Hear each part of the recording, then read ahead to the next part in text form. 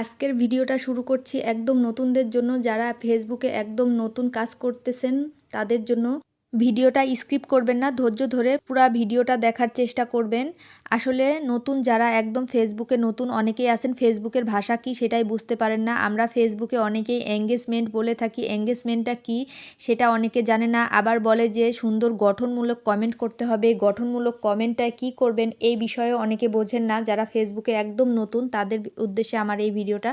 Engagement হচ্ছে আপনার পরিচিতি। আপনি অন্যের ভিডিওতে কমেন্ট করার পরে ফেসবুক কিন্তু আপনার নোটিফিকেশানটা তার কাছে পাঠিয়ে দেয়, আপনার পেজের নোটিফিকেশানটা তার পেজে চলে যায়, এতে আপনার পেজের একটা পরিচয় তৈরি হলো। এভাবে কিন্তু আপনি যত পেজে লাইক কমেন্ট করবেন তত পেজেই আপনার পেজের নোটিফিকেশানটা চলে যাবে, এতে আপনি পরিচিতি লাভ করবেন। এভাবে যত বেশি আপনি পরিচিত হবেন ততই আপনার পেজটা গ্রো করবে, ফেসবুক আপনার ভিডিওগুলো অন্যদের সামনে শো করবে। আর সুন্দর গঠনমূলক কমেন্ট হচ্ছে এই যে আমি যে রান্না করছি এই বিষয়ে আপনি যদি একটা কমেন্ট করেন তাহলে যে রান্নাটা সুন্দর হয়েছে আপু, আজকে এই জিনিসটা রান্না করেছি আমিও, এমন সুন্দর সুন্দর গঠনমূলক কমেন্ট করতে হবে। এখানে কোনো খারাপ খারাপ কমেন্ট করা যাবে না। যদি ভালো কমেন্ট না করতে পারেন কমেন্ট করবেন না, কমেন্ট খারাপ করলে কিন্তু আপনার পেজে ইস্যু আসতে পারে।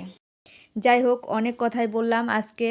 এই তো দেখেন সকাল সকালেই সব রান্নাবান্না শেষ করে তারপরে রওনা হলাম আমাদের এইখানের বাজার, কুলারহাট বাজারে ওষুধ কেনার জন্য আমার শাশুড়ির জন্য। আর এই তো যাওয়ার পথ মাটির রাস্তা, মাটির রাস্তার পরে কিন্তু এই তো একটা সাঁকো দেখতে পাচ্ছেন। এই সাঁকো পার হয়ে কিন্তু আমরা তারপরে আমাদের মেন রোডে যাইতে হয়, ওইখান থেকে ভ্যানে করে তারপরে আমরা যাই।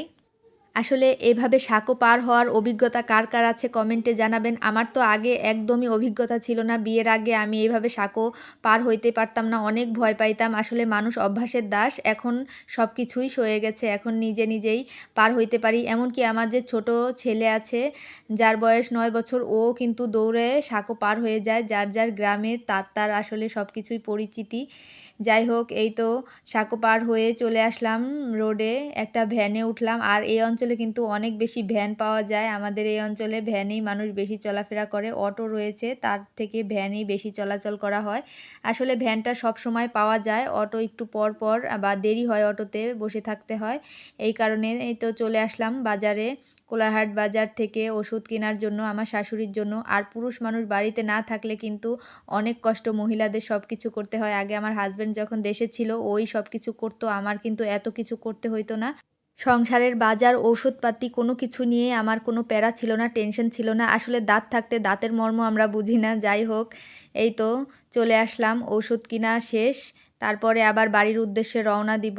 দেখেন কি সুন্দর টাটকা টাটকা কলা নিয়ে বসে আছে। এইখানে কিন্তু টাটকা সব সবজি, কলা সব কিছুই পাওয়া যায়। গ্রাম মানে কথা, গ্রামে সব কিছুই টাটকা। যাই হোক, আজকের ভিডিওটা এই পর্যন্ত। আল্লাহ হাফেজ।